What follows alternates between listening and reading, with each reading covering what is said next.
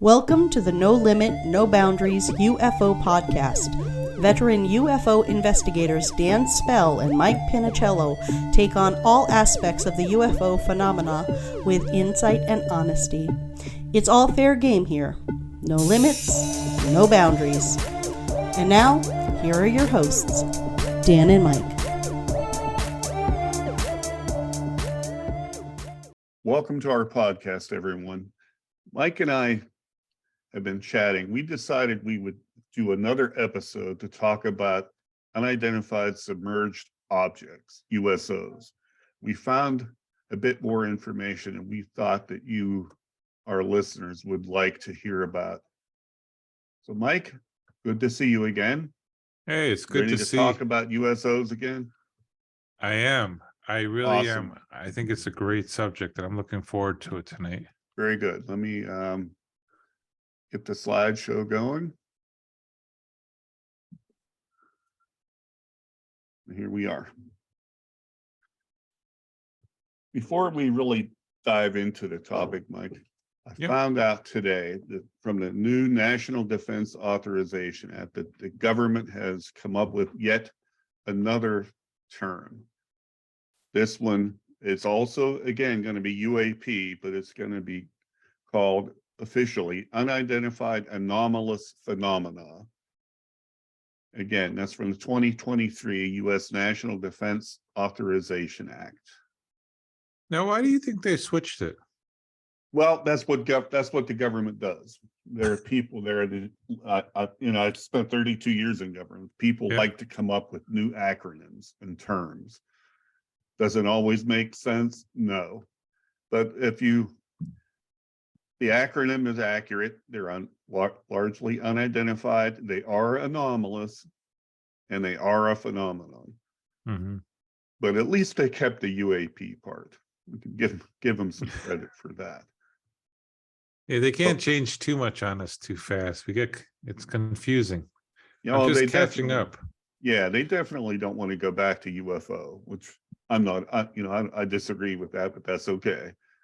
Mm. But I kind of take the opposite view on that. UFO is, I think the field has moved past just flying objects, as we're showing tonight with the submerged objects. Yeah. Yes. But yeah.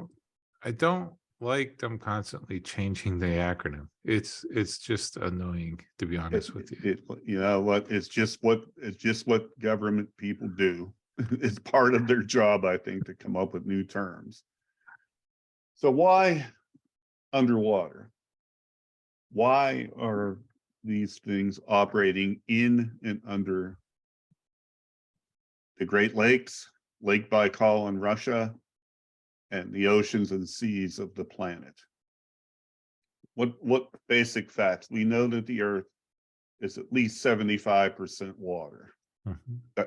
Most of which we have not explored. We know probably less about the bottom of the ocean than we do about Mars, and definitely the moon. Some of them are incredibly, you get below the depth where sunlight can penetrate, and it gets dark very quickly. And very cold. You can't see, unless you're in a submarine with incredibly bright lights shining under there. You're not going to see anything but darkness. That's true. I mean, and the very high pressure, very, very cold, all good places for UFOs to hide. Underwater submersible. They absolutely are. Unidentified anomalous phenomena to hide in. That is a mouthful, isn't it? Yes. They are indeed probably a great place to hide, the oceans and the deep lakes. But one question, and I have a caveat there, is you'd think, and I know that the U.S. and probably other governments have them, underwater sensors. You'd think they would pick up the movement of some of these, and maybe they are, we're just not privy to it. Well, I think they are, and correct me if I'm wrong, but I believe the Navy has a very large sensor network that I know they had during the Cold War, and I'm sure they still have it today, of microphones listening for underwater acoustic microphones. Yes. So that alone should give them a wealth of information of hearing unknown sounds. I would think so, yes. But But what, I'm sure that is going to be classified and definitely not in a FOIA. no, we don't have a need to know that. Yeah. And what about water, Mike, as a resource? You think that there's anything in the water, whether it's fresh water or seawater, that these crafts would need, given the type of propulsion that we think they have? Would they need water for cooling? Well, if we look at what we need water for, we can use water. We know you can split it. You know, if you run electrical current through it, you can get oxygen out of it and blow it up. It conducts NASA, electricity. Yeah. Yep. We know that NASA is looking at using water to make the rocket fuel to go back from the moon and from Mars. But that our technology is much more primitive. So for us, yes, we'll need water. Maybe they just need water because they're like humans and need to drink water. Humans are basically, who knows?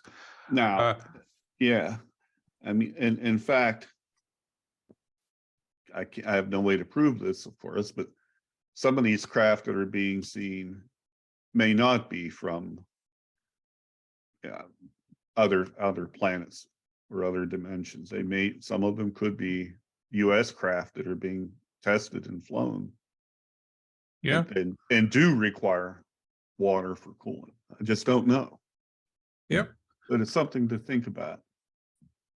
Well, I know in Connecticut, I've read about UFO cases where craft have been seen above a lake or a pond hovering and sucking up water. That's important. Why would they do that, Mike? There's got to be.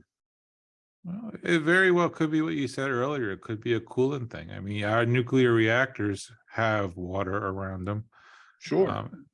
Sure. But if you believe like Bob Lazar and what is it, that element, was it 180, whatever? Moscovium, element 115. Yes, that's it. Thank you.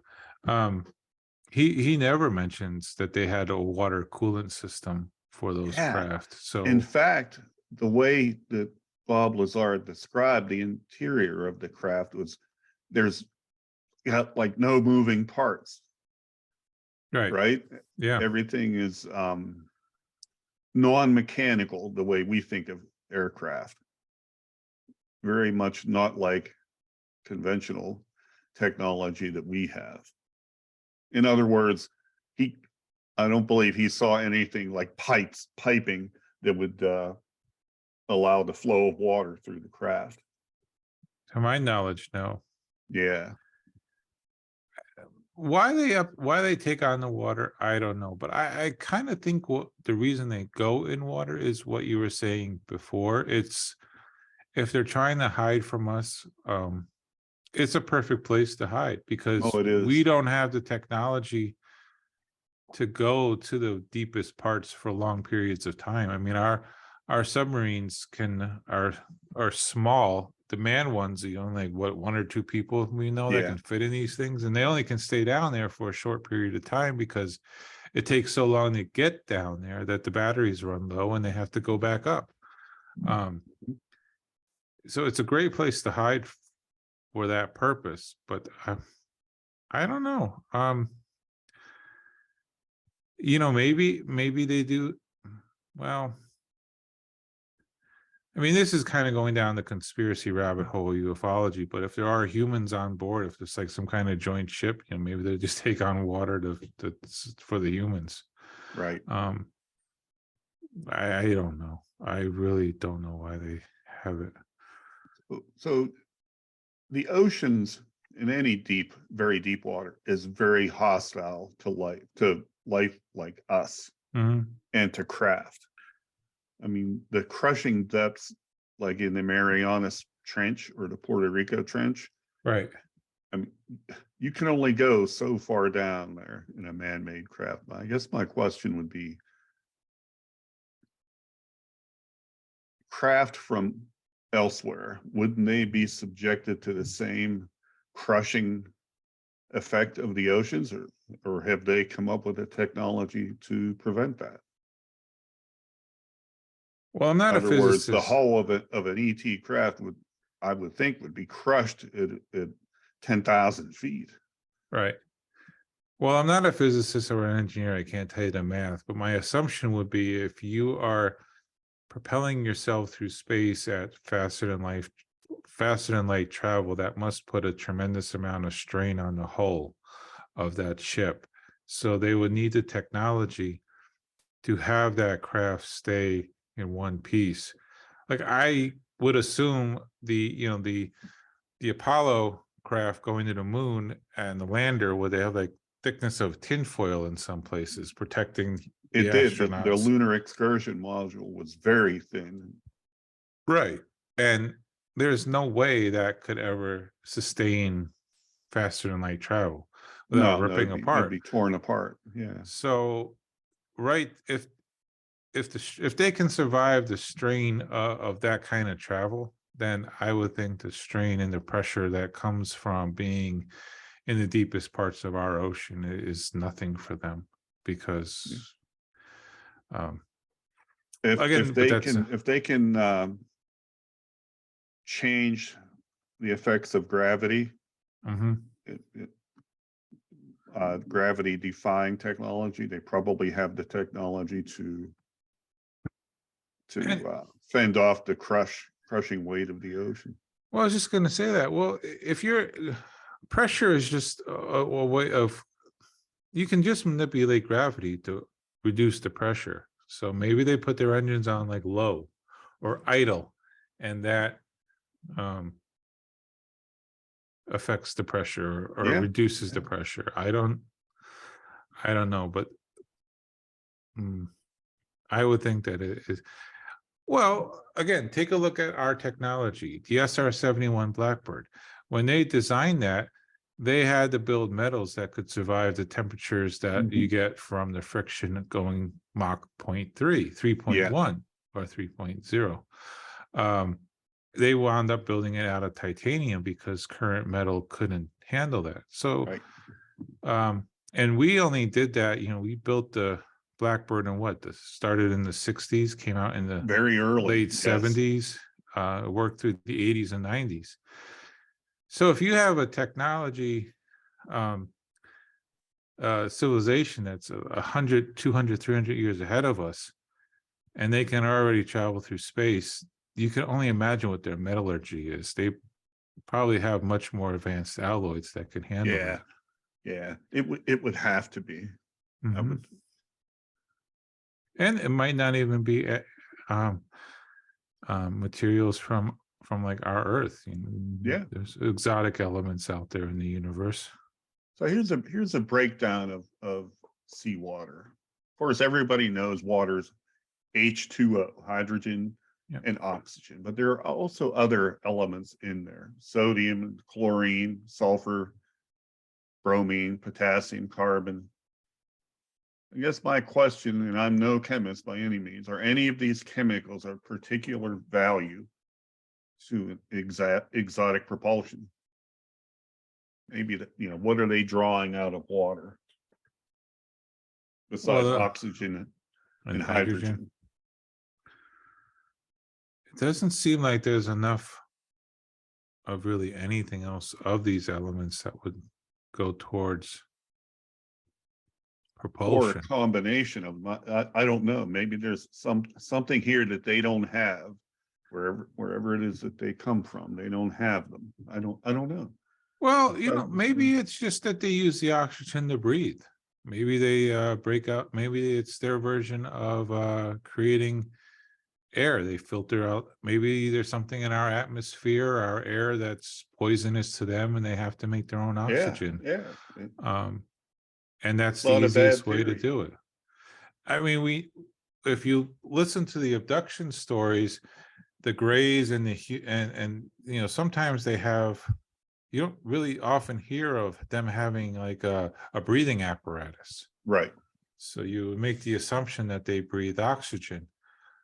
But if you're in a self-contained craft, and you can only carry so much oxygen on the craft. Maybe they use the water to get the oxygen. I don't know. We would bring tanks if we were going into space. We do bring tanks going into space. We have to. Sure. But if they're traveling vast distances and maybe they don't go back to their home planet or a space station to like fill up their tanks, maybe they just make it where they go and they use the water to get that. Well, if there are any chemists out there or nuclear engineers or anything like that have any thoughts on that, we'd love to hear them. Absolutely. Because I am not a chemist or an engineer. And share us the sources. Like if you know of a patent, like on Google patent or something that says, oh, well, we have this kind of technology now, share it with us and we'll put it in in a future podcast. Yep. Great idea. I found a few claims unsubstantiated about USO activity. Tom DeLonge, everybody knows, who started To the Stars Academy. According to the report, DeLonge said a few years ago, an unidentified craft was underwater and pinned against the North Atlantic coast by multiple nuclear attack submarines for over a week. That's pretty profound claim. Have you heard anything about that? Because I sure have not, other than that one claim that I found. I've heard Mark D'Antonio's claim. I have, he's part of my chapter in Connecticut. So I heard it firsthand from him. I have not heard about Tom DeLonge's, but I would be honest. I never really looked much into To the Stars Academy. I just don't really understand. Are you there, Mike? I am there. Can you hear me? Can you hear me? Hello? Can you hear me?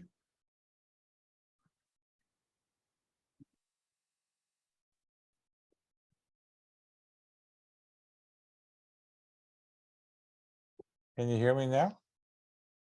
Hello?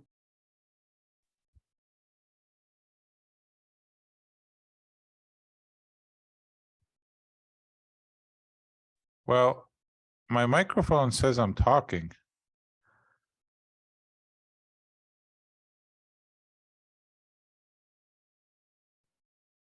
So there have been some claims, Mike, made about undersea unidentified submersible object activity. Tom DeLonge, the gentleman, the rock star and the gentleman who created To the Stars Academy, made a claim that an unidentified craft was underwater and pinned against the North Atlantic coast by multiple nuclear attack submarines for over a week. Now, I have no way to verify that because I don't know Mr. DeLonge. Have you heard anything about that claim? I have not. I will be honest with you. I have not followed much of the To the Stars Academy. I just really never looked into him or that, which is bad of me as a UFO researcher, but I never did. That's okay. You won't hold that against you. Thank you. And then Mark D'Antonio, for our listeners who may or may not know who Mark is, he's a very well-known astronomer.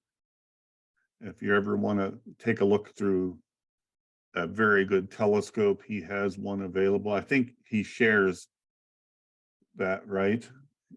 He does. He has his own podcast. So if you just Google him, his name, and just set like podcast or YouTube, it'll come up with his page. And he's also a video and photographic expert for MUFON. Yes, he is. I personally worked with Mark, sent him images to look at.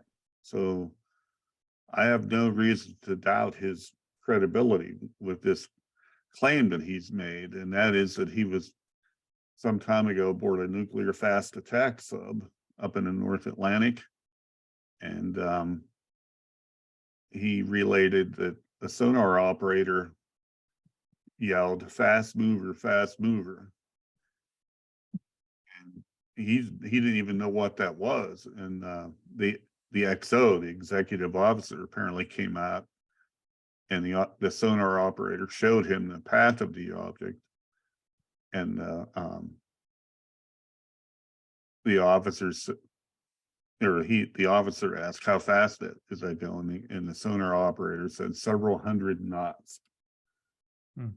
Now, there's not much that can travel several hundred knots per hour underwater. I believe that the Russians may have developed a torpedo that can approach that speed, but I'm not sure about that. Well, yeah. Go ahead. Go ahead. No. Well, I know that I've known Mark for years, since at least 2013. He's a member of the Connecticut chapter, and he has. I have no reason to not doubt his credibility. My question to you, though, is you mentioned the cavitation. Yeah. And so I like watching shows on cruise ships, and there's a show on the Discovery Channel that talks about cruise ships. I don't know, I find them interesting. Anyway, some of the newest ships that they're building now, in order to reduce the drag and the water and to be more fuel efficient, they're actually putting little bubble systems in the hulls of the ships. So the newest ships are basically running a little bit on air with cavitation. And I guess in other words, Mike, the hull of the ship is lifted, the bottom of the ship is lifted a little bit up out of the water. Is that it? I mean, it's like microscopic. I mean, it's in the tenths of the thousand. I mean, it's a couple hundred tons. So a layer of bubbles between the surface of the water, right, and the bottom of the ship. Okay, correct. And so for the purposes of fuel efficiency, they save a little bit, and over time that gets bigger, and and the macro level, they save hundreds of thousands of dollars. Sure. My question is to you, and maybe you don't know, but if the Soviets were testing cavitation of a torpedo, and I'm sure the Americans were as well, because especially during the Cold War, it was like almost tit for tat in the way of the development. Yeah. Is it possible that we may have a submarine of some kind that has a more advanced cavitation system that maybe does run faster than can do several hundred knots, even if it's something small like a drone or an underwater submersible? That I guess, because I always think that we have to rule out man-made stuff before we say it's truly an unknown. And there's so much money in the black budget projects and the special access projects. And I give another example of it. Is not a lot of people know, but the Navy had a submarine that was designed to do espionage. It would go down, it would cut cables, it could go further than any of the modern subs could go. And it did, could go up close to shore and spy on people. And no one ever knew these type of sub existed until it got declassified. So do you think it is possible that what Mark saw might have been one of ours in the testing stage? I mean, a skeptic would probably say that, but do you think it's worth addressing now as a possibility? I would say yes, it is possible. Is it probable? I don't know. We'd have to have someone from the Navy, and they're not going to tell us about that. Absolutely. That would be very, very highly classified. We just wouldn't know. But it does make you wonder. It's possible. I'll give you that. It's possible. Yeah. You know, And I don't know about a submarine of the size of a nuclear attack submarine or a missile submarine or a fast attack submarine. I don't think a boat that size is going to go several hundred miles per hour. Now, a drone, maybe, a torpedo, maybe, Mhm. entirely possible, I suppose. I don't know. I don't mean to be a Debbie Downer or a skeptic on our own podcast. I just wonder, when they say several hundred knots, this is the biggest problem with our field, is that there is so much that we have as humans in the way of technology that's advanced to other people that we can't almost distinguish fact from UFO, like man-made from UFO. Oh, you're right, because we're not privy to it. Yeah. Yep.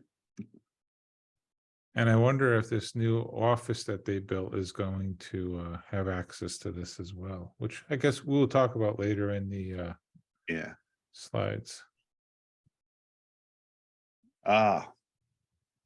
There's been a lot in the media, particularly in the UFO community, about underwater alien bases, Mhm.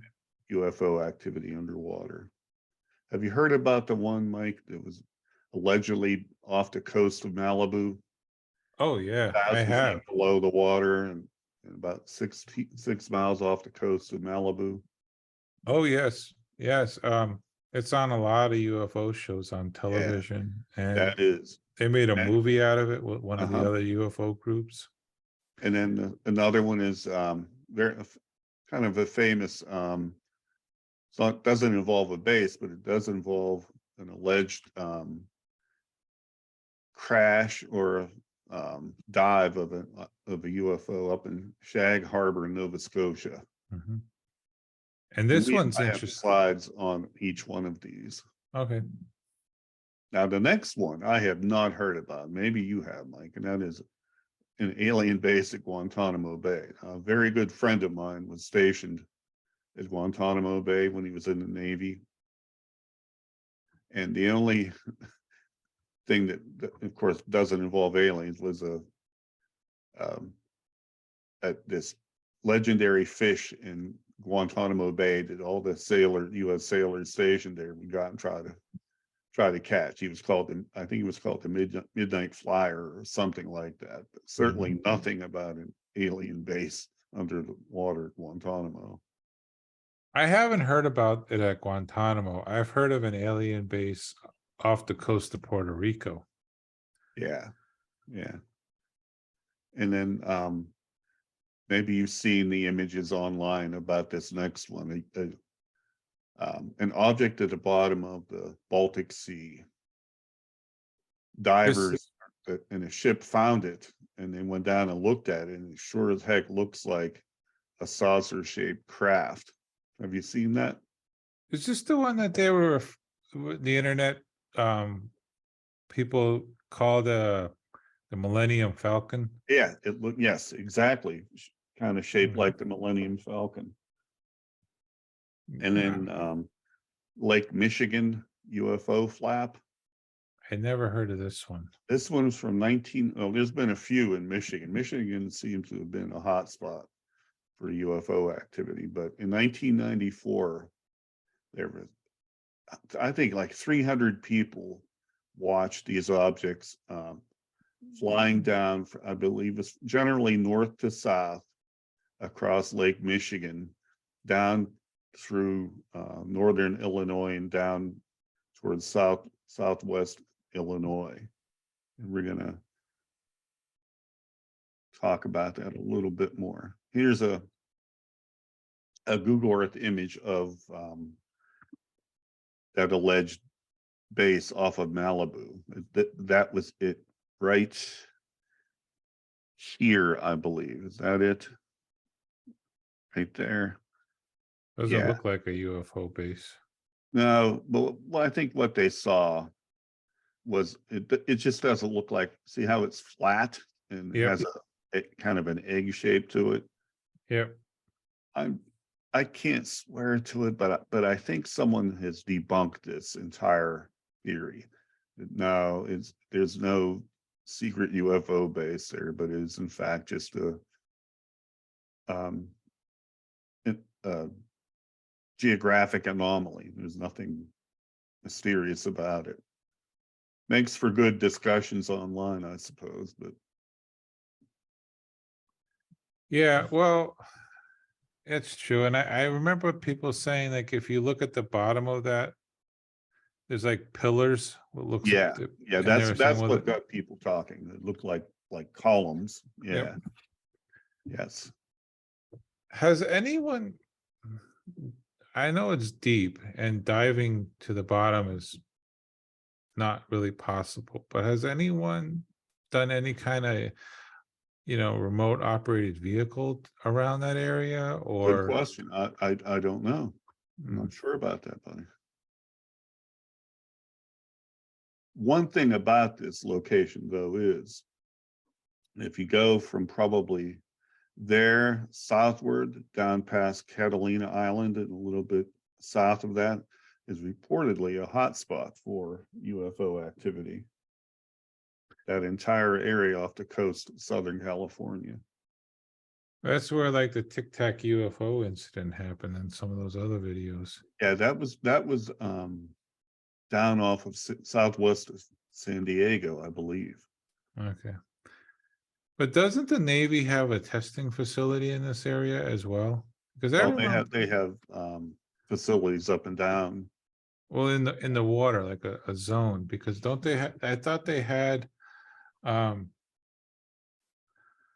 uh Yeah, they have an exclusion zone off of the coast of Southern California, I believe, because we have a big Navy base there in San Diego. right. And they go like they do off the East Coast, off of Norfolk. They go and do, I believe they call them workups. If they're going to deploy, they go up, they go out and they train and get the fleet ready to deploy. So yes, there are zones out there where you just can't go into, you can't fly through, and you can't take your boat in. Yeah. I just wonder, yeah, it's interesting how a lot of these sightings, though, like Guantanamo Bay, this area, are all around military locations. Good point. Now, is that coincidental? So it's interesting. So that could, I suppose, raise two questions. Does that indicate that whatever is being seen belong to our military? Or are these objects that are being seen not ours, but have a very keen interest in what's going on by our military? I think it's the second, because when you were if you watch the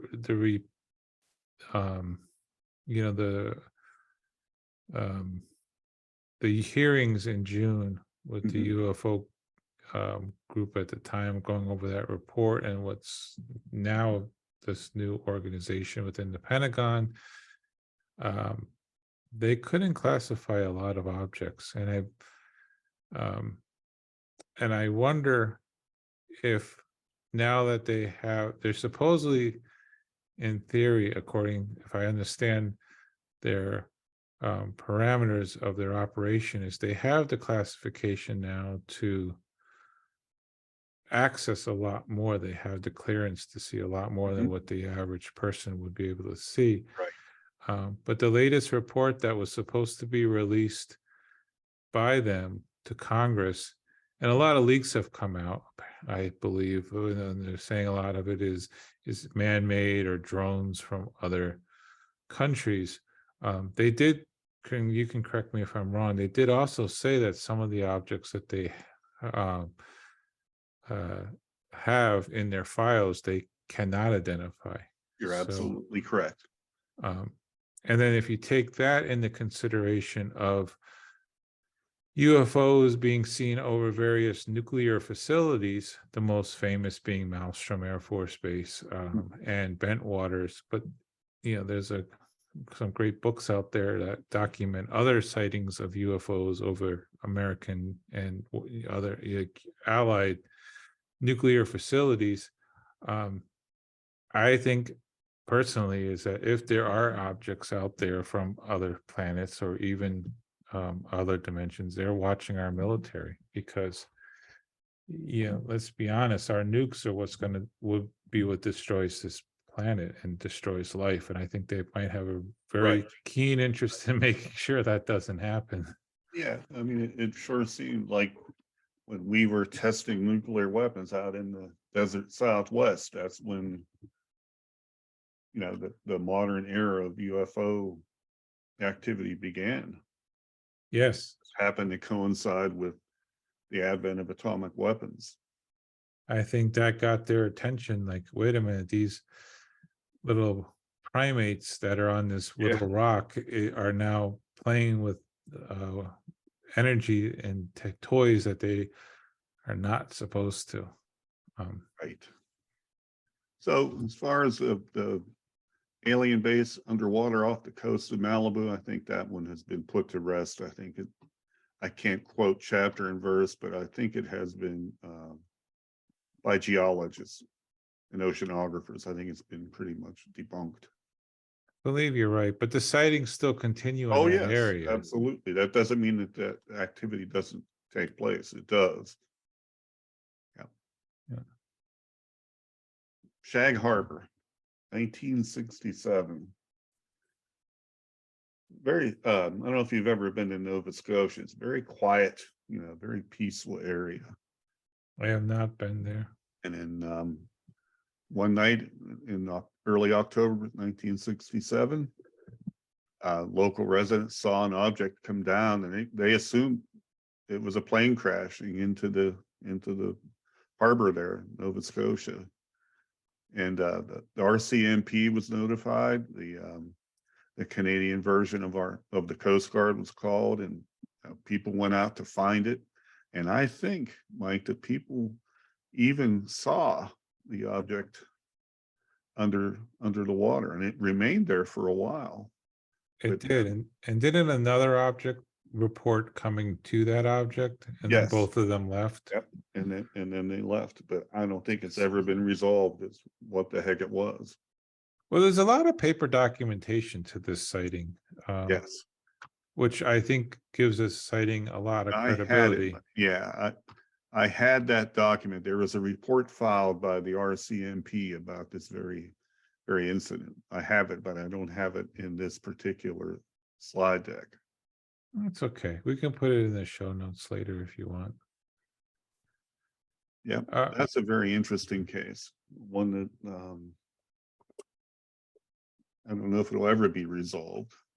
But you know what I find interesting about that sighting is the fact that the assumption is that the one craft had some kind of malfunction.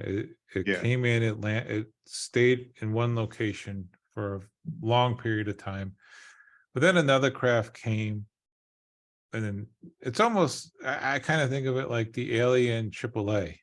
It called for backup. It came with the spare part. It fixed the craft, and then they both left, which I think shows you a lot about the way they being the aliens, if they are aliens, take care of their own in a way that's very human-like, because whether we don't, like, our military doesn't leave people behind, and they don't leave people behind. They just like abandoned this craft. They came and got it, and the occupants. Sure. So I think that's a very telling of what these creatures are. I would love to talk to any of the residents up there who are still around, still alive, that watched that happen, or watched the investigation. That would be an interesting discussion. Is that a summer field trip for you? Yeah, Nova Scotia is nice. I really enjoy it. I've been up there once or twice. It was a great place to go. And there's a Google Earth view of Shag Harbor. It's right there. I'm not sure where the dock, because it was very close to a dock area. Yep. You know, you could look down and see it. And I believe Halifax would be over in this direction here. Look, I see the Shag Harbor Incident Society UFO. Right there. Yeah. Yep. That may be, I don't know if that's just where they put the that society there. I don't know exactly where on here the craft reportedly went down. I don't know, but it's very populated. So the craft was definitely under some kind of intelligent control, because you see all of these smaller islands that, unless you navigate around them, you're going to just go right into them. Oh yeah, you could be very, very rocky too. I mean, you're good. Yes, they found a way to put it down in water and not crashing into a rocky island like that. Yeah. The skill of the pilot.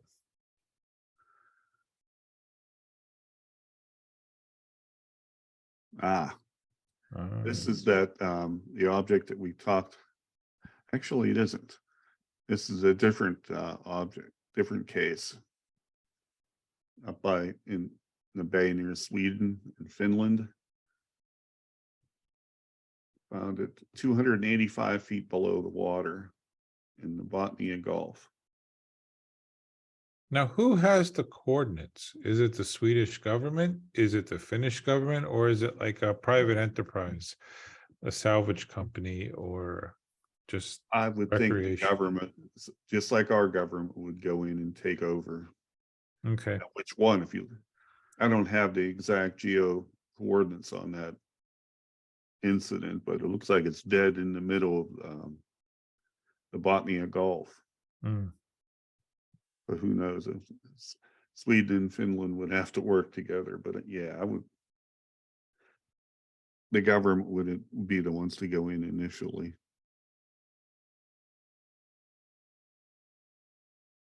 There's the object.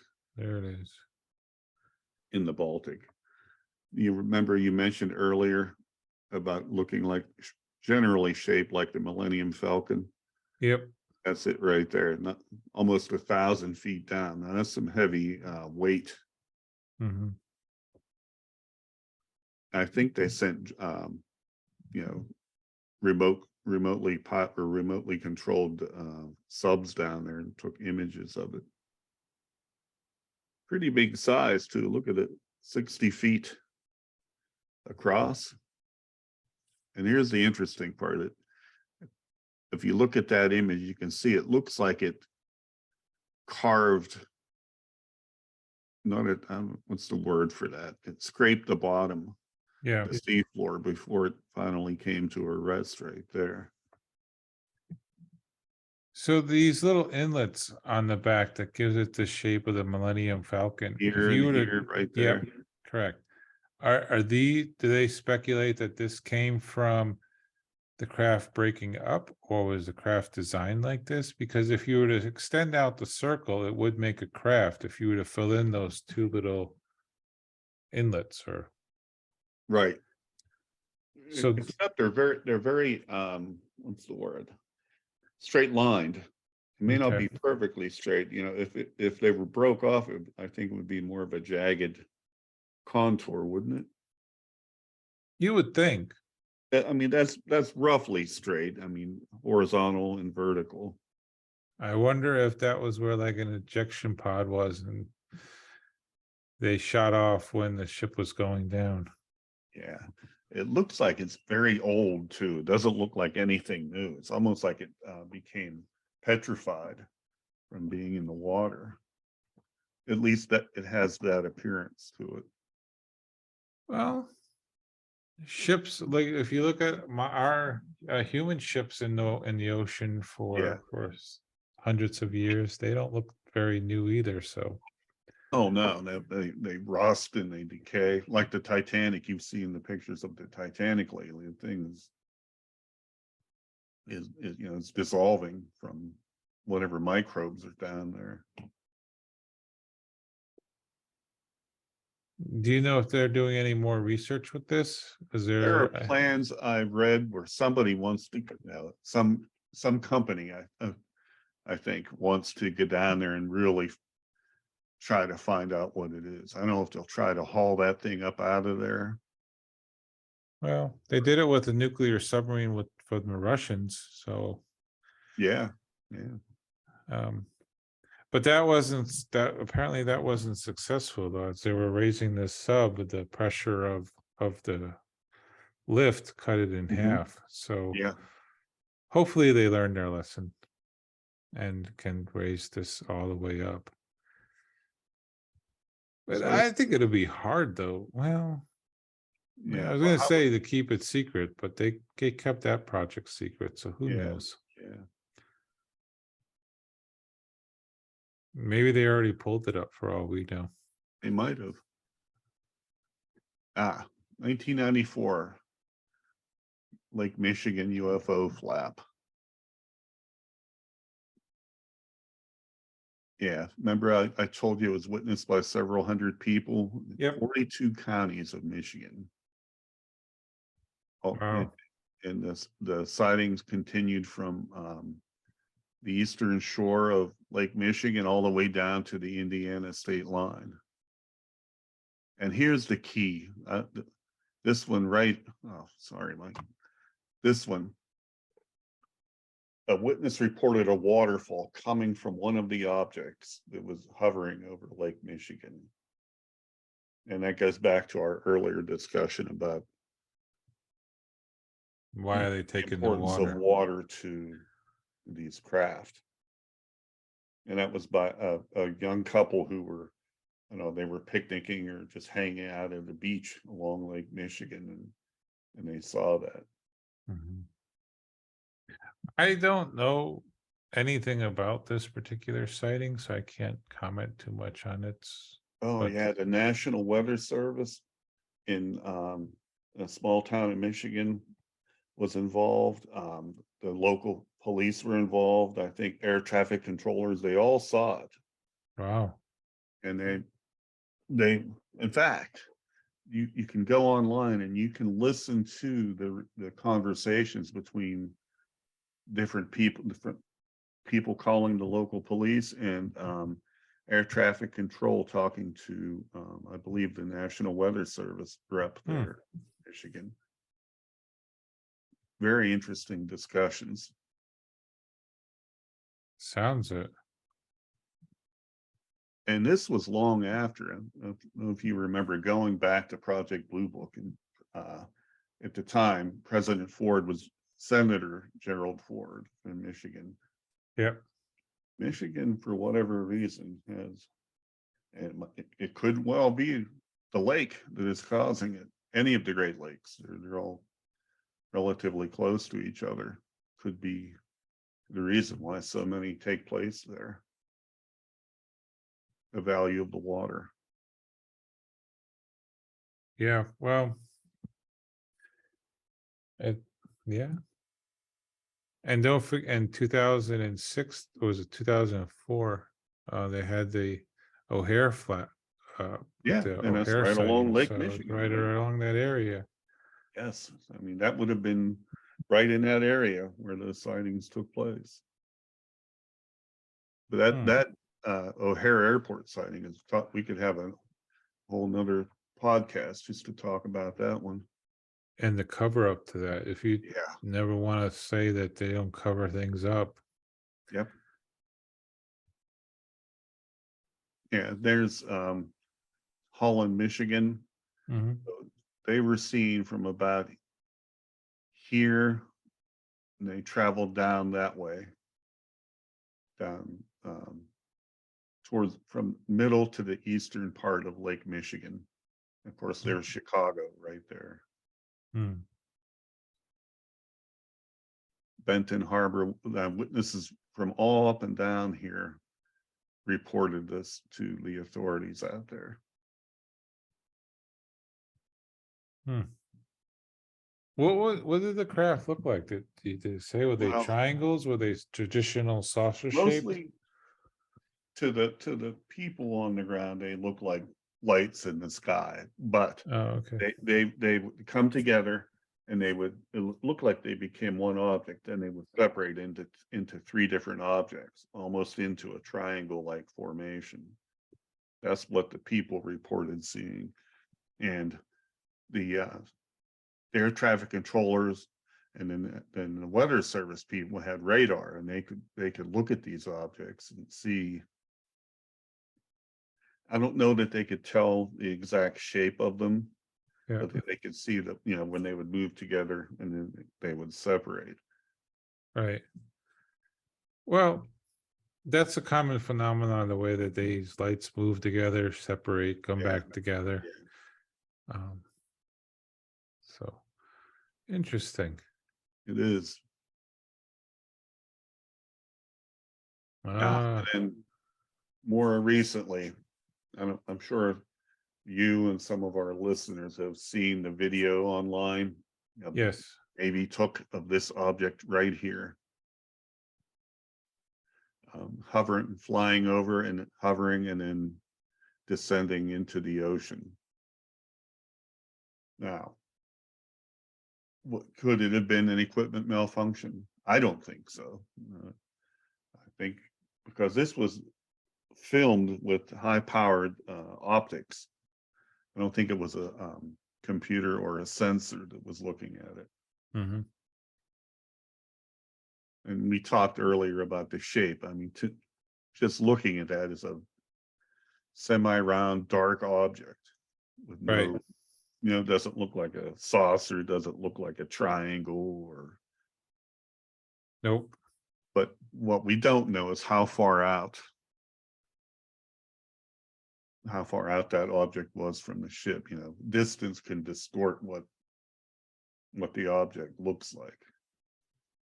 True. Absolutely.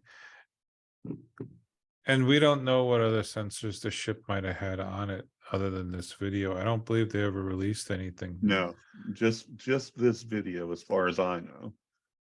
So it's possible that one of the other ship sensors has a much clearer image. Sure. And Of we what this thing those are is. the kind of things we probably won't see. No, I doubt it. Different technology picked it up.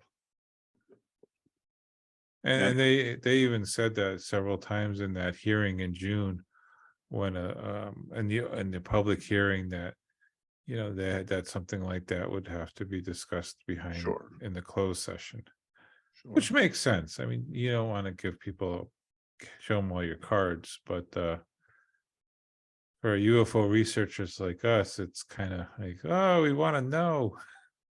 Oh, of course we do. Yeah. It's our human curiosity. That's who we are as the species. We want to know. Yep. And what I can't think of anything more important than finally understanding what this phenomenon is about. If nothing else, look at how these particular videos have changed the narrative. Yeah, the military closed the file on UFOs with Project Blue Book, and they never would open it again officially. That is, unofficially, we kind of know that they were looking at it. But now look at how things have changed. It's almost in the mainstream media again as something that's covered daily to one degree or another. And Right. there's an official department now in the military. So even though this video is not the greatest in shape or the object clarity, it's really has changed the narrative. It sure has. Yeah. And there's a link there that I put up for people who want. Oh, okay. That was you mentioned earlier about a location where the military goes out and trains. It's a Yep. warning area off of San Diego where that picture was captured. And if you go to Twitter, that link right there, if Yep. people want it, reach out to us and we'll provide it to them. I could try putting it in the show notes too. Okay, that's a great idea. taken by people on board the USS Omaha back in July of 2019.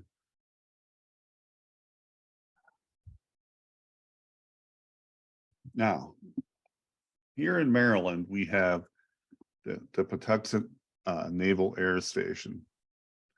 The Navy has test pilots there, and they test conventional jet aircraft, upgrades and technology.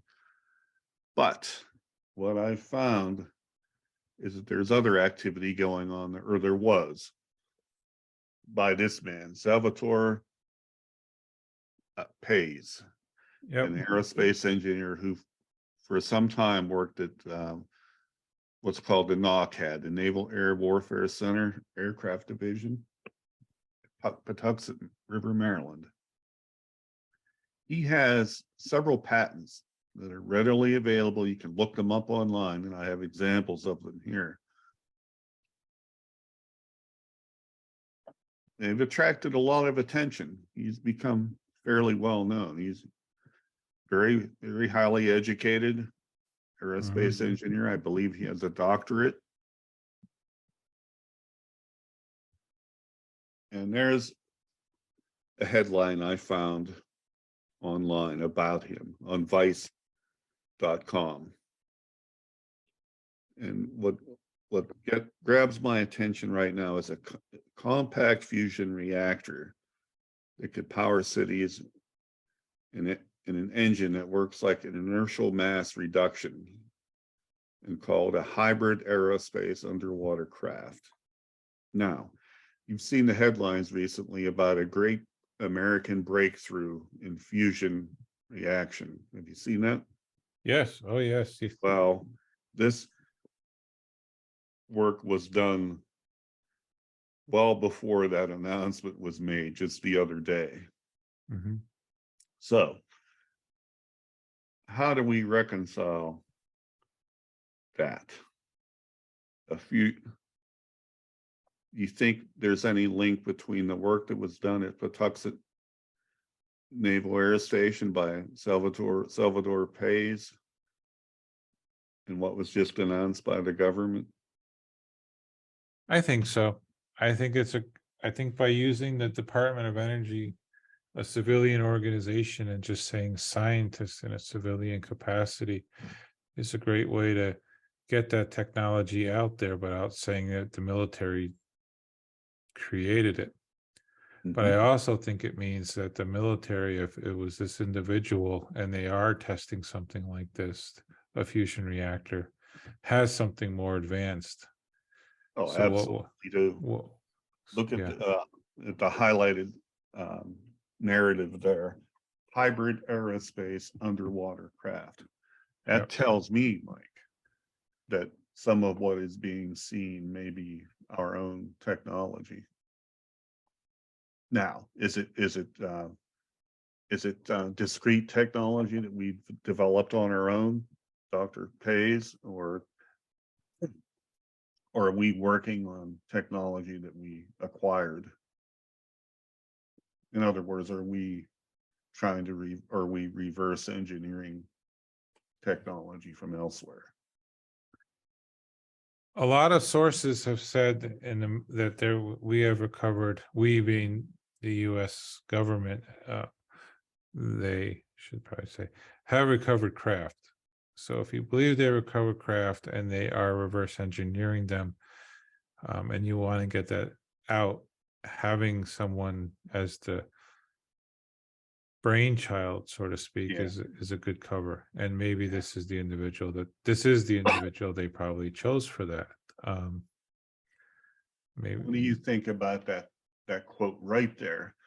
Technology that will engineer the fabric of reality. What does that mean? It's one thing to have propulsion and get you from here to, I don't know, to China in 20 minutes. Another thing to claim that the technology will engineer the fabric of reality. Maybe they're just overdoing the superlatives there. I don't think they are, though. I think our current reality is oil based Right. society. And if you have a fusion reactor, a lot of the technology, a lot of theory out there that NASA comes out with, and I like reading about NASA, and they come out with all these harebrained and great ideas for space travel, but they all required a massive amount of power, which we can't generate. But if all of a sudden you have a fusion reactor, our reality as an oil-based society will change, and the fabric so of our that's reality different. will Okay, change. I see what you're saying. That's the reality in the way you're talking about is the reality of world economics. No, but not only that. I mean, think about if you have a fusion reactor and you could build an aerospace underwater vehicle. Now, all of a sudden, you're having our reality that, hey, we can take a chemical rocket to the moon, which the next one, the Artemis 2, isn't for like 2 years if it stays on budget. Right. To, hey, we can build a fusion reactor aircraft and take that into space, and in 6 months we could be at Neptune, for crying out loud. I mean, our whole solar system now opens up to us. It's not enough power to take us to other planets, but it's enough power for humans to think about a reality past Mars. So everything would change. Economics would change. So society will change. And think about now being a spacefaring society. We could build sustainable space stations, sustainable habitats on Mars, because we'll have the power to have larger groups of people there.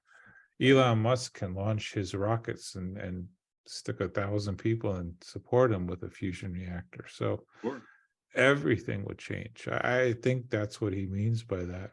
By the reality. And you can't. Not on a personal level, but on a societal level. Yeah, well, on a personal level too, because you and I grew up in a petrol society, and all of a sudden our reality, the dollar, even though they say it's not petrol based, it is. Everything that we revolve around is based on petroleum, oil.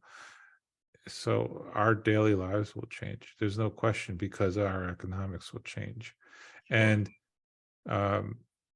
you can't come out and say, hey, we have a fusion reactor. You have to dribble that out. And if you want to keep the military out of it, which there's been a very long history of the military coming up with the technology, but having the civilian sector release that technology, then what happened on, was it Wednesday, when they had the makes perfect sense. And then in 20 years from now, they'll probably come out with a rudimentary fusion reactor that could fire for a few seconds, and then in 50 years from now they'll have an actual fusion reactor. But in that time, the military will have something 6 times as better, because they already have it now, probably. Yeah, I think you're right. I think the military is quite a bit ahead of the civilian sector with the use of technology like that, like the fusion reaction. Well, I haven't been in the military, I haven't been in the government, but I do really research a lot of what they do. And the one pattern I've always seen is that when things are declassified or given to the public sector through, like in this case, someone else giving that information out, it's old technology to the military. They have something 10 times better. And so then they're like, well, we don't need this anymore. And I think that's where we are with this particular announcement and what this quote is saying. I think you're right. I think there is a link between the work done at Patuxent River and Dr. Pays and what was just announced. Seems it would be too coincidental. Well, the other thing. Oh, go ahead. This gentleman is real. He is a legitimate person. He is what is written about him. Oh, I have no doubt that he's not real. But I think you need someone. You can't come out and say we got it from aliens. You need to have someone say what they invented it. Yeah. But the other thing I think that shows the connection between the military and the scientists is the money. I would think the fusion reactor, developing this kind of technology, costs millions and millions of dollars. Sure. And well, we both know that science grants are big, but they're not that big. So they're getting funding from somewhere. Yeah. And that's the government. And and I think that's also why the Department of Energy gave out that, instead of saying, like, a university, for example, saying, hey, we've developed this in our basement by our two faculty members. Sure. And here's a little bit about where Dr. Pei has worked. Take a look at what NOCAD does with air vehicle. Everything that if you were working on an advanced craft, either of our own design or with help from others, they would do that work here. Yeah. Aerial vehicle engineering, science and technology, prototyping, it's all there. They would have the facility and the people and the technology to do it. This might be the new Wright-Patterson Air Force Base, because if you remember when Roswell happened, the theory was everything went to Wright-Patterson because they had the Air Materials Command and the intelligence wing, and they were already doing reverse engineering of Nazi and Japanese aircraft during World War II. But this might be the modern version of that. It could be. Well, it would make sense. You're right. And here's a copy of the patent. The inventor, Salvador Pais, and look who it's assigned to, the U.S. Navy. And from the description of from the patent, a craft using an inertial mass reduction device. That's pretty technical stuff. Does that mean gravity manipulation in a way, or is that more electromagnetic?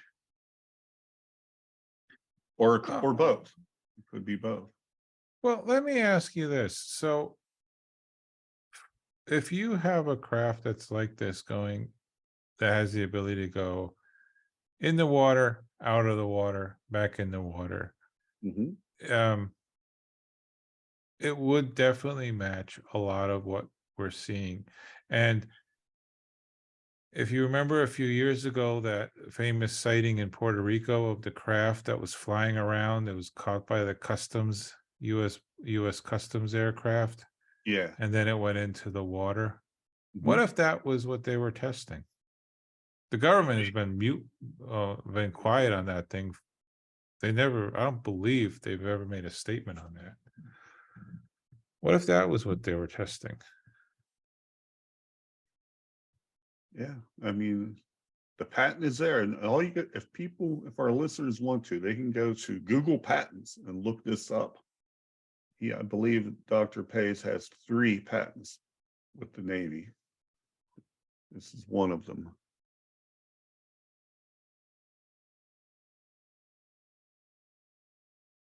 And this is also from one of the patents. Hybrid aerospace underwater craft, HAWK. And look at the highlighted passages. Can function as a submersible craft capable of extreme underwater speed.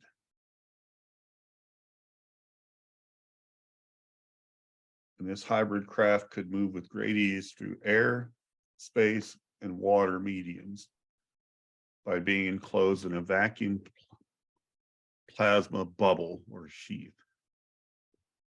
That's pretty incredible stuff, isn't it? Well, yeah, this is what I mentioned. And this brings us back to the question I asked you earlier when Mark D'Antonio said he saw a craft going at several hundred knots, and I asked, could this be ours? Yeah. So Could have been a test version. Could this explain what that was? And there's your you mentioned the cruise ship. Yep, the bubble. Yep, air water particle repulsion. Yep, that's exactly what they do. They blow water under it.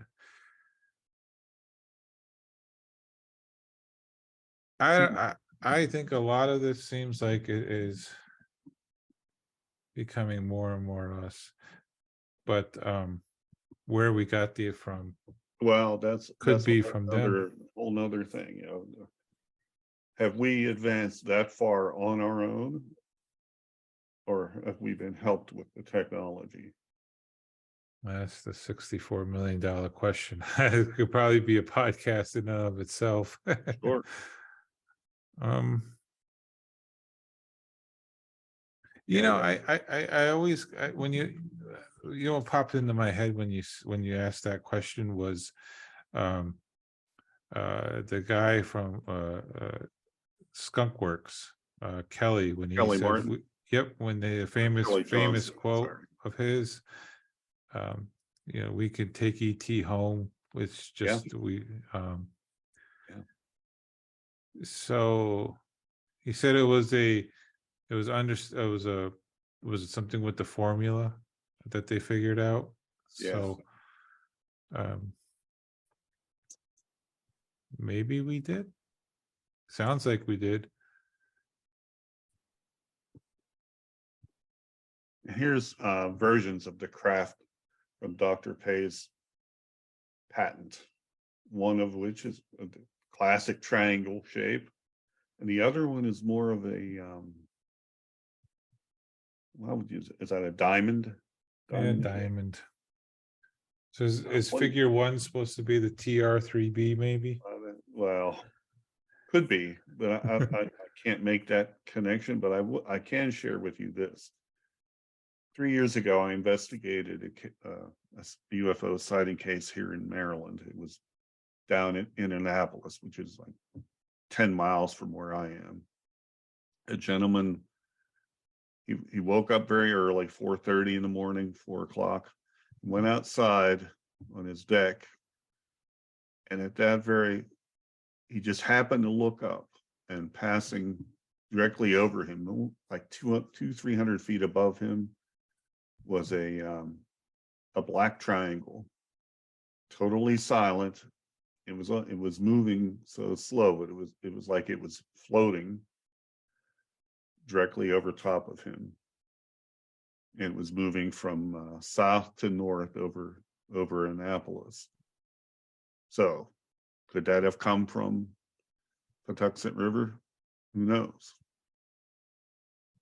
Quick question. Go ahead. Sorry. No, I was like, could that have been, the Navy testing one of their craft? Maybe. Possible. But would they really test a fusion reactor powered craft over top of a heavily populated area? Well, no one would believe them if they told them. Yeah, they could just say it was a UFO. Yeah. So yeah. On a side note, the craft, when it moved over the gentleman's head, or was it smooth on the bottom, or was it like did the witness see like a rainbow kind of rippling he couldn't effect? make out any of the structure. He did say it had the classic black triangle lights on each pointed area. Yep. Each point, and then one in the middle. The traditional black triangle configuration. Okay. But the way he described it is he was like in awe of it, because it was the size of an American fighter jet, say like an F-18, roughly that size. Okay. But shaped like a triangle, and totally quiet. It made no sound as it passed overhead. But Patuxent River is not, when you're flying, it's not that far from Annapolis. That is true. It Do makes you you wonder. do you know that if they test a lot of craft there, or is it a testing area to begin with, or is it just more of a research and development? And No, then they test aircraft all the time. so it would No, make sense that if they had a experimental craft, it might actually come from there. yeah. But Okay. yep. It's just a thought. It's a possibility. Makes sense. Another patent from Dr. Pays, once again assigned to the U.S. Navy in Maryland. And status of the patent is active. And there's a description that Dr. Pays put in his patent. You Local notice space-time energy density is modified. These systems would be strategically placed on an intergalactic craft. That's right out of the patent. you notice that this patent was filed in 2017 and Mhm. the previous patent was 2016? Yes, I believe. Let's go back.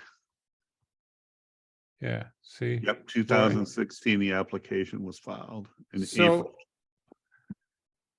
Yep. I'm not a researcher in the respect of what this individual does, but I for some reason I find it odd that this person is filing so many advanced patents in such a short time frame. I mean, I work in academia and people spend years developing one thing before they go on to something else. And this person does one of these two major things 1 year after another.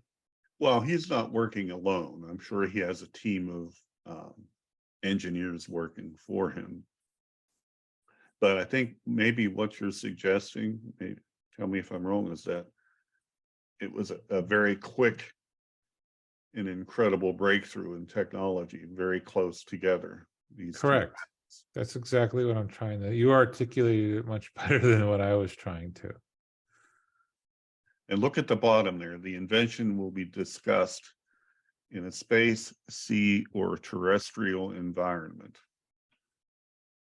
Hmm. Again, transmedium craft. And again, manipulating gravity. Oops, I'm sorry. That's pretty incredible, isn't it? That technology is advanced to this level. It is. So let me ask you this question. These things are out. Let's say these things are out there. They're ours. They're testing them right now.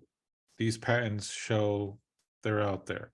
Mhm. Then is the UFO office that they created, the Pentagon, this new one that they're just starting, Right. is this another Project Blue Book? Is this just a smokescreen to placate the public? Or are they truly actually trying to go out there and investigate UFOs, whereas people in the know already know that everything that they're investigating is just our technology? Like, is this just another colossal waste of time? Or are these truly, or is it a mix? I don't know if I'm making my point clear or not. It just, I think that it's probably a mix. okay. We kind of touched on it lightly. Is where did this technology come from initially? So we could say, nope, we invented it. The US government, Navy engineer invented it. It's all man-made. Or did we get a helping hand from someone else? So could this be more of like an intelligence gathering operation that the military wants to get more of these craft or track these craft more? So in a way to do this more out in the open, they created this organization, but the purpose is to find and get them technology instead of doing it in the cover of darkness kind of thing. I Good mean, question. I don't know. And that's what we all want to know. I think though that what we've seen here, it's pretty clear that some percentage of what is being seen government owned, military owned. yeah. I think I can't put a percentage on it, of course, but I think that these patents, I don't know how much short of the government coming out and showing us and telling us, which they're not going to do, but in a way they have. But these patents are readily available. Anybody can find them and look them up. Right. I just don't know. I don't have an answer to your question. No, I don't. I guess maybe I'm just throwing it out there as more of a rhetorical question. It's like, let's putting it out in the ether. Yeah. Maybe one of our listeners will respond back. We'd love to have feedback from people. What do you think? Are these strictly man-made? Are they a product of reverse engineering? And then to answer your question, this new office, is it just a smoke screen, to deflect attention away from what U.S. government and military are developing?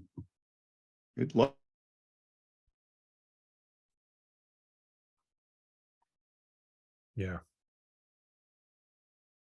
And this document was written by James Sheehy, who vouched for the legitimacy of this, and his words, beyond revolutionary aerospace technology. And the initial patent was rejected, and then the CTO of the Naval Aviation Enterprise, Dr. Sheehy, wrote this letter to the Patent and Trade Office, personally vouching for the work that Dr. Page did. And he said that the propulsion method described in the patent is indeed possible, will soon be, based on experiments and tests NOC has already conducted. So that looks like pretty good proof that they are in fact testing that technology. Correct. And it's vague enough to leave it as how far advanced are these testing? Yeah. Do they have an operating craft, or is it just like a computer simulation based on the parameters of the so tricky. And we'd be happy to share this letter with any of our listeners who would like to have it. Yes. It's not classified. Or you can go to the Drive article. Yeah, you can do that too. There's the link to it there at the bottom left corner of the page.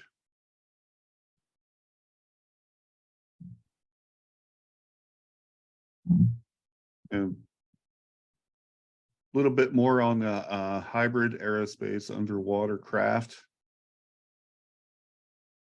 It talks about room temperature superconductor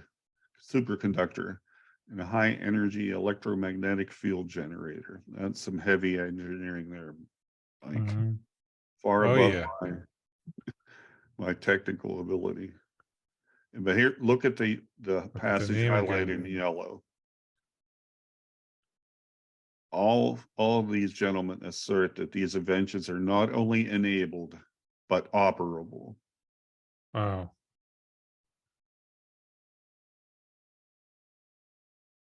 That's pretty profound, I think.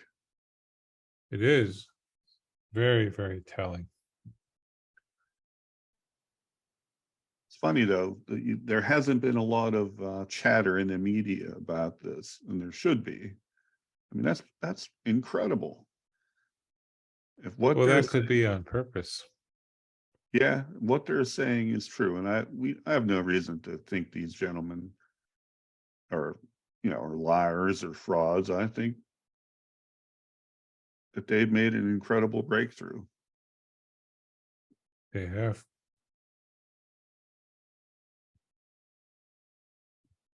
And this, if this being true, really changes everything about ufology. And it makes our job as investigators of UFO sightings that much more difficult, because It does, because why waste our time reporting on our own government military craft? right. We're Or even worse is that we really have to put everything down as unknown, because in order to rule out all IFOs, we can't do that because we can't know what the classified crafts right. are. They're not ready to. They won't come out and tell us that for years. If probably not in our lifetime. They will own up to it. Yeah, these are ours, because they don't want the Russians and the Chinese to know. And that's fair. Yeah, But it's definitely going to complicate our world. you're absolutely right. It is. Yep.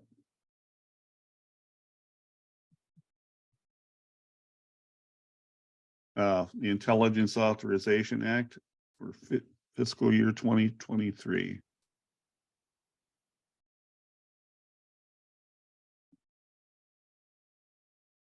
It gives the years that high energy electromagnetic field generator testing. 3 years of testing. And look at that the cost, $508,000. Yeah. Well, to the average person, that's a lot of money, but to the federal government budget, that's nothing. And look how much of that was salary, $462,000. That's amazing.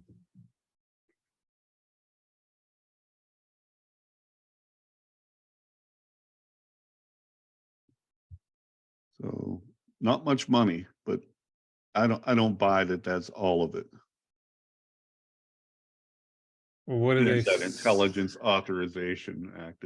I had one slide misplaced. Requirement for an office to address unidentified aerospace undersea phenomenon. Well, that's been changed in the recent National Defense Authorization Act. Section 1683. What's being established now is the All Domain Anomaly Resolution Office. They haven't limited it to air and sea. They're calling it all domain now. I guess that's a catch-all phrase, Mike. It is a catch-all phrase. But as we talked about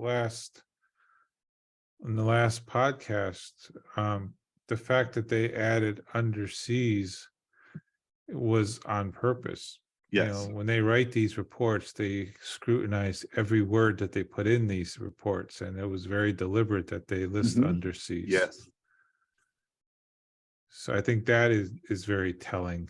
Is it if you read between the lines? All Domain Anomaly Resolution Office. So that all domain means sea, air, land, and presumably space. Would have to.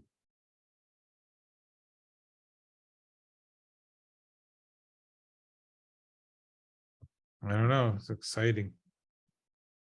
And it's just more narrative on what we've been seeing. They do use the term in bullet A, transmedium objects or devices. And this, I believe, in the new NDAA will probably come out. I have to look at that. Space, air, and water. Yep, so that's the all domain part. Yeah. They're just wordsmithing it. That's all they're doing. But it is good. This is heartening in a way that they are taking it seriously. But the classification on these they're not going to be sharing much, from my understanding of reading the Yes. And that's security a big guidelines of this complaint. program. Yeah. Right. The government, or the government is going to keep their cards hidden. They have to. I mean, for very good reasons. But the public wants more information. We're probably not going to get it. Not what we want. At least not on the work that is being done down at Pax River. Now, the government may come out at some point and say, yeah, we're dealing with unknowns, and there are some percentage of them are probably not from here. But how do you reveal that without revealing it, which is what they're doing a little bit at a time. I think that's where you're seeing the civilian world come into the play. Like we said earlier, the fusion announcement that they made on Wednesday is the best way. Get other organizations to take credit for the work that they have done. Do you think, Mike, and we're gonna talk a bit more about the fusion reactor, the move to get away from carbon fuels, it's been going on a while, but the real pressure I think has, in the last 8 to 10 years, has really been a push to go green in everything. Do you think that has coincided with the development of fusion reaction? That, in other words, the government and military knew that they were going to have the ability to create fusion reaction, which would, if they can commercialize it, will do away with the need for fossil fuels. You think that push is in some way tied to that breakthrough that developed years ago? I don't think so. I think the reason for that, my reason for that is because the Go Green movement looks at a lot of things that have nothing to do with fusion, like hydroelectric But power. energy, though, it's all about energy. We got to get away from fossil fuels, right? Well, I think a more realistic problem is that the narrative of the fossil fuels is, well, now we have global warming. Then before that, we were going to have an ice age, and there's Right. always been a catastrophe. Yeah, Before and that, goes we back were to the 70s when we were talking about the ice age. Yeah. Right. I mean, every 10 years they come out with a new catastrophe with the global warming. I think the truth more likely is that we're running out of petroleum. I know each side says we got nothing. Others say, well, we have reserves if they'll let us frack and all that stuff. But I think the truth might be more simple, is that we're using these resources faster than they're being replenished, and they realize that if the day comes and we're not on something like clean energy or fusion, and gas is like $50 a gallon because there's just not enough oil anymore, there's going to be some serious hurt going on. So yeah, absolutely. I think it's more of that might be the reason, instead of the fact that we have fusion and we're moving towards it. I think it's more of we have to change our economy because the clock is ticking on how much longer we can have access to petroleum, right, oil. So that's my little thought on it. Yeah, well, we drifted a little bit there. I just wondered if there was some connection between. No, I think you're reaction. absolutely right. There is a connection. I think the push is for that. I don't think it's an altruistic reason that, we're going to go green and save the environment. I think it's more of the crap is going to hit the fan when when our economy breaks down, Yeah. because we're not able to transition to something that exists because we didn't spend the time or the money to invent fusion, Right. or invent how to harness fusion, I should say. Okay. In that document, it talks about a core group.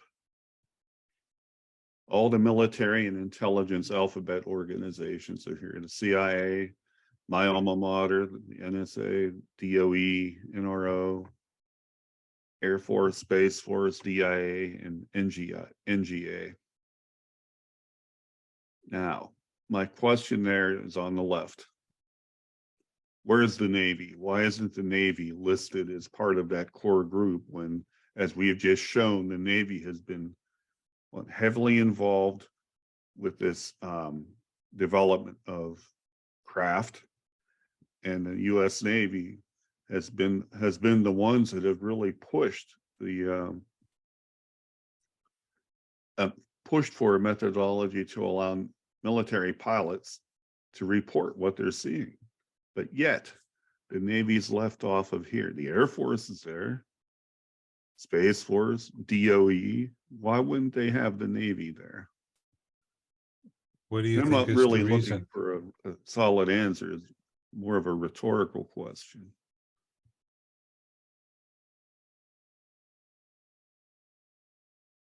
Well, would it be something along the lines of, if you are the organization that has all the information, and would it be better to keep them out of this so that you're not scrutinized by?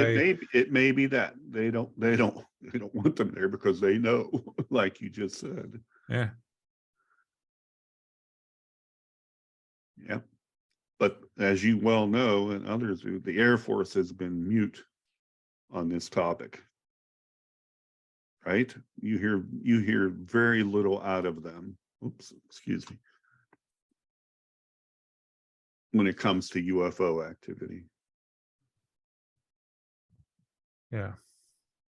I don't know. It's just one of those things I wondered about, why they wouldn't have the Navy on there.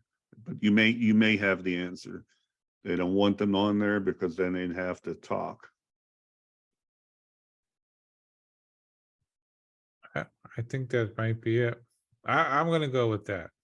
Okay. But I don't have the Air Force a counterpoint to that. That kind of makes sense to me.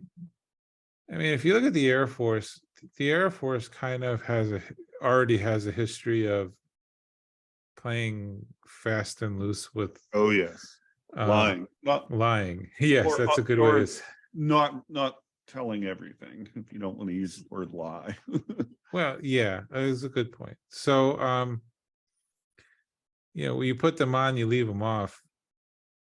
Yeah. They are what they are. Everyone already knows them. But the Navy, I think that would raise a lot of eyebrows, and people like, why is the branch of the military that deals with the oceans involved with something in the sky, in space? Doesn't make sense. Let's investigate that more. And all of a sudden you start going down a rabbit hole that they don't really want you to go down. Yeah. Okay. So some questions. And we kind of touched on the first one. Is the technology needed to create the PAYS inventions beyond our current capabilities? I think the answer is no. I would agree. Now, it sounds to me, based on that one passage, they're already operable and being tested. And then secondly, where did we get that technology? Did we develop it on our own, or did we have help? And then the third one, the PAYS inventions, the Navy inventions, are they intended to mislead Russia and China and other adversaries? In other words, is it a smokescreen or a hoax just to throw the adversaries off of what our capabilities really are? I think that could be a possibility. the same documentary I talked about earlier in the podcast about how they had to develop metal to withstand the high temperatures of going Mach 3. They also talked about how when they were testing the Blackbird, and people saw the Blackbird, they put out the stories of UFOs to cover it up. Well, that's a UFO. And they also said in the documentary that when someone did see the Blackbird, someone in a black suit would come and visit them. Right. It was a defense contractor, but back in the 60s, men wore suits like that. Sure. And then I read a book called The Real Area 51. It was a good book. It was and I forget her last name, but the book is called Area 51. You can find that. She was saying how U2 sightings, when they were developing the U2, the military and the counterintelligence were fine with letting people believe that it was a UFO sighting and encouraged it to be a UFO sightings to throw off the Russians. Sure. And then my last piece of suggestion is that if the military is trying to do a patent to protect the intellectual property that they created, well, one, I don't think the military, if they want it, they're going to take it. So protecting it doesn't seem really like a problem for them. And two, there is a classified patent system that they have hundreds of patents that are classified that you'll never see. Right. And so if this really was about this individual protecting his work with a patent, it could have been in the classified section. So then the question is why do they put it in the non-classified section or open to the public? Well, it could either be, like you were saying, a disinformation, or this was their attempt to once again slow drip the information that, hey, we have this technology to get us ready for disclosure. You know how there's always that object that the government slow drips that out. So I kind of think that since the military has a long history of letting people believe that what's being seen as UFOs to hide classified aircraft and testing, I don't think it's beyond the possibility or a stretch to say some of this stuff might just be a very good and a very long-term counterintelligence operation. It could be. It's a great, the UFO phenomenon is a great way to mask what you're really doing, I think. And the other thing too is the field is great about taking something and running with it. Like you put out a little drop, and it can get blown up to astronomically unrealistic proportions sometimes. And so they don't have to do much in the way of setting up the narrative and counterintelligence. The field kind of does it itself. Oh, the field and the population. People love this stuff. Conspiracy theories and all of it. So would an answer to your third question be maybe both? It is true that it is real, and at the same time it is true that it could be false as to dissuade adversaries? Yes. Okay. Yep. And then we talked about why the Navy was not part of the so-called core group. I think we addressed that. It's because of the work they do that they're not included. They don't want to be forced to reveal any more information than they already have. All right. And then the next one is the U.S. playing catch up to a foe here on Earth, like China or Russia, who may be working on the same technology. Maybe, I think, but I doubt it, because of having worked counterintelligence against certain targets, I can tell you that they love to steal our information. And with open source, we give a lot of it away. They, both Russia and China, are not innovators. Totalitarian societies like that just lag behind. They just do. That's the nature of that society. They're not innovators. They steal technology and they borrow it. A good example of that is, I just saw this the other day online. The Russians tried to develop a space shuttle of their own. You ever seen that? I did. It's Almost rotting away almost identical to the US space shuttle. The difference is they failed in being able to deploy it. They ended up shutting down that program. Right. I saw what I'm saying. they don't create. I saw a photo of it. It's like rotting away in some warehouse somewhere. Yes, exactly. That's exactly why I believe personally that we're not trying to catch up to them in anything. Okay. I could be wrong, but that's just what my experience with the government tells me. No, that makes sense. And then I think we've already answered the last question. Could we be seeing working versions of government Navy transmedium craft designed and built using Pei's inventions? I think so. I think they are being tested. I agree with you. So yeah, I think we've addressed all of these. Yes, I do too. Now, that said, you and I are sitting here at our desk talking about this. We're not working in those installations. So all we can do is a lot of speculation, educated speculation. I think, but we really don't know because we're not there. We don't have the access to it. And yes, but I think enough of what we say is probably either close to the bullseye or circling the bullseye. Yeah. Not to brag, but I think we're smart enough to try and put two and two together.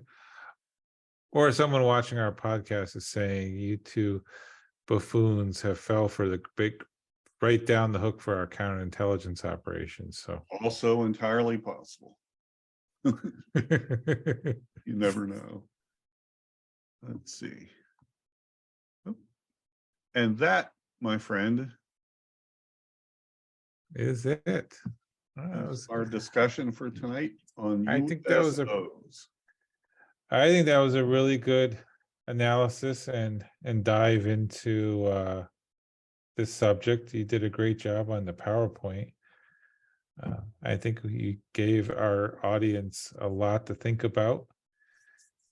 I hope so. I hope that they consider everything that we've talked about and the information we provided. And I encourage them to reach out to us, provide feedback, whether they agree, disagree, have questions or theories of their own.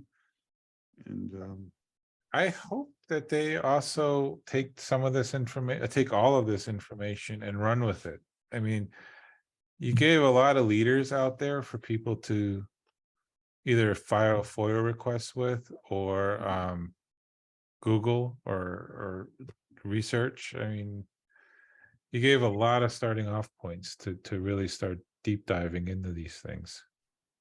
I hope so. And folks out there watching and listening, if you enjoyed our show tonight, please hit that subscribe button and provide feedback when you want to. We'd really appreciate that. We do. And if you have suggestions for topics, let us know. Send us an email. If you